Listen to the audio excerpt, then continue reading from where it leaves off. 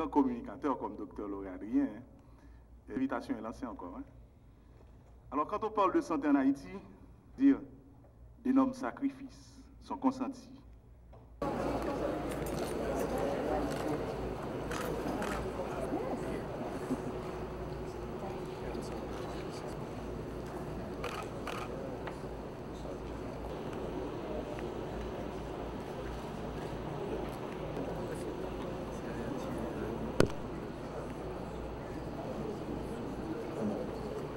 Madame la ministre de la Santé, Mesdames, Messieurs les ministres du gouvernement, les directeurs généraux et les grands comités de l'État. Les assises nationales, les assises générales de la santé, doivent être assimilées à une démarche pour plus de démocratie sanitaire. L'objectif doit être de donner la parole aux usagers du système, aux malades, aux citoyens. Plus qu'une consultation technique sur des thèmes précis, il s'agit de sortir du débat de la confrontation d'experts et de tester des méthodes nouvelles de participation. Il faudra donc une large décentralisation. Et en ce sens, le comité de pilotage national devra donc s'assurer de l'organisation des assises régionales ou départementales en misant sur la mobilisation de la population sur les questions essentielles de santé.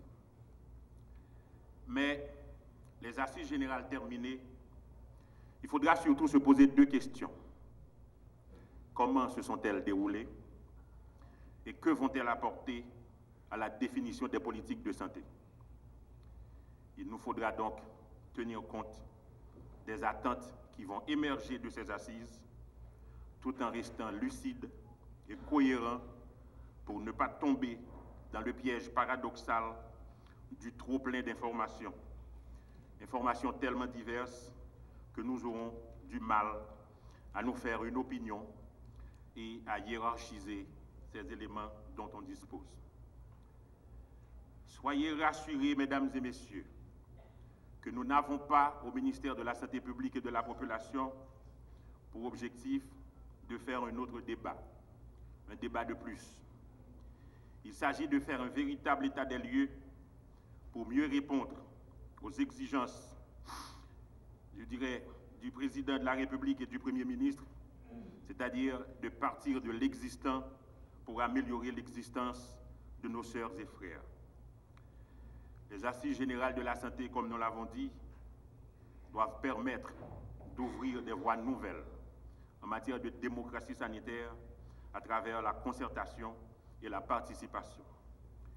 Si cette démarche venait à permettre d'améliorer la qualité et l'efficience du système de santé et à développer une meilleure communication entre les professionnels de santé et les citoyens, alors sans doute, l'objectif essentiel de ces assises sera ou aura été atteint. Madame Y, c'est une femme d'agriculteur, mais qui habite dans une zone où il n'y a aucun dispensaire, où il y a un dispensaire, et ces institutions, dispensaires et centres de santé sans lit, représentent 73% des institutions de notre pays. Mais malheureusement pour elle, l'auxiliaire ne peut pas être présente et elle n'a pas été remplacée parce qu'elle est malade ou des fois parce qu'il n'y a pas de budget pour pouvoir le faire. Tous les deux, ils vivent proches d'une zone où les eaux usées et les détritus attirent les moustiques et les mouches, où les marchands étalent à même le sol les produits qui seront consommés par cette population. Leur maison se trouve à un carrefour où passent beaucoup de motocyclettes. À proximité, on peut retrouver une boutique qui vend de l'alcool, des cigarettes, des boissons sucrées ou des produits avariés à des prix avantageux. Or, nous avons la responsabilité de protéger ces gens. La question que je me pose, sont-ils protégés quand ils font face par rapport à cette situation? Nous aurons pu continuer notre réflexion pour ces Haïtiens riches ou pauvres. se trouvant dans nos différentes communes ou même à la capitale, où le système de santé fait face à l'insuffisance d'équipements, l'insuffisance de ressources humaines, l'insuffisance de ressources financières. La situation exposée plus haut nous permet de faire le constat que notre pays est très loin des 3 dimensions qui définissent la couverture universelle en santé, à savoir la protection contre les risques financiers en santé, la disponibilité effective en services de santé de qualité, la diminution de l'exposition aux risques qui ont une incidence sur la santé. C'est pourquoi que nous sommes là, pour nous diriger vers des assises nationales de santé, où on va avoir des discussions avec tous les groupes de la population pour arriver à des propositions de stratégies concrètes afin d'arriver à la couverture universelle en santé, un financement équitable et une gestion de nos institutions qui permet une rencontre harmonieuse entre les prestataires et la population. On dit souvent que les changements ont la vie dure, mais toute l'assistance sera d'accord avec moi que quelque chose doit changer pour que nos femmes enceintes cessent d'être transportées sur une porte pour donner la vie. Quelque chose doit changer pour que nos enfants reçoivent ces vaccins qui les mettent à l'abri de certaines maladies qui ont disparu de l'horizon clinique dans plusieurs pays de notre hémisphère. Quelque chose doit changer pour qu'une diarrhée, qu'elle soit aiguë ou simple, ne terrasse plus personne dans nos villes et dans nos campagnes. Quelque chose doit changer pour que la malaria et la typhoïde soient prises en charge dans les moindres recoins du pays. Mesdames, Messieurs, dans un pays où tout est prioritaire, il nous faudra certainement faire des choix judicieux en termes d'investissement. On devra batailler ferme pour vaincre l'incurie administrative qui gangrène l'administration publique haïtienne sans nullement épargner le secteur santé. Le peuple haïtien accomplit toujours des merveilles chaque fois qu'il accepte de s'asseoir autour d'une table pour discuter pays et prendre des résolutions pour changer les choses qui méritent d'être changées. C'est cette idée qui va traverser les esprits lors de la tenue de ces assises nationales de la santé dont les extrants sont attendus par tout un chacun. Encore une fois, merci de votre chaude présence parmi nous ce soir et bon succès aux prochaines assises qui vont se tenir dans les 10 départements géographiques du pays pour déboucher en apothéose par de véritables assises nationales. La population haïtienne nous attend tous à ce carrefour historique de la mise en place d'un système national de santé vraiment performant et conforme à ses aspirations légitimes, et nous avons cette obligation de ne pas les décevoir. Tous les écueils à un système de santé performant et réactif seront évoqués. Le respect mutuel, l'écoute attentive ainsi que la tolérance doivent valoir lors des débats.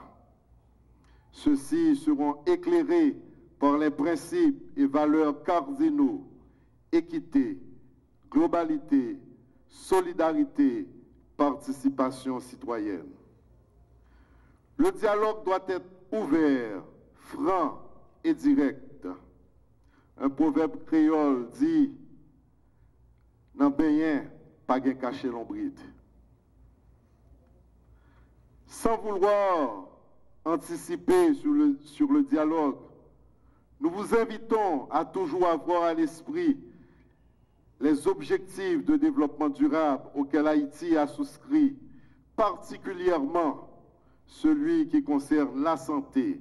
L'objectif 3, permettre à tous de vivre en bonne santé et promouvoir le bien-être de tous à tout âge.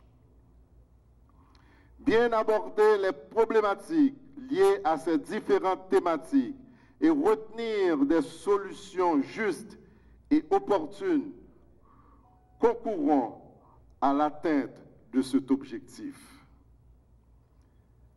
La couverture sanitaire universelle, comprenant une protection contre les risques financiers et donnant accès à des services de santé essentiels, de qualité, et à des médicaments et vaccins essentiels, sûrs, efficaces, de qualité et d'un coût abordable, ne pourra être atteinte sans un véritable réveil citoyen. Avant de conclure, nous en voudrions, le chef de l'État et moi-même, de ne pas signaler ces points.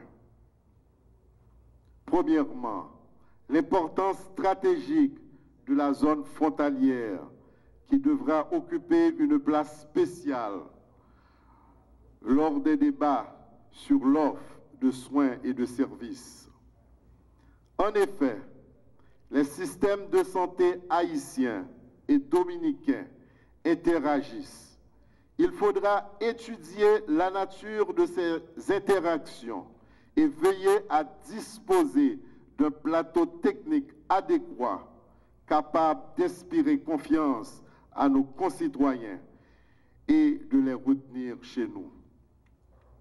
Deuxièmement, la dimension transversale de la santé, vu ses nombreux déterminants.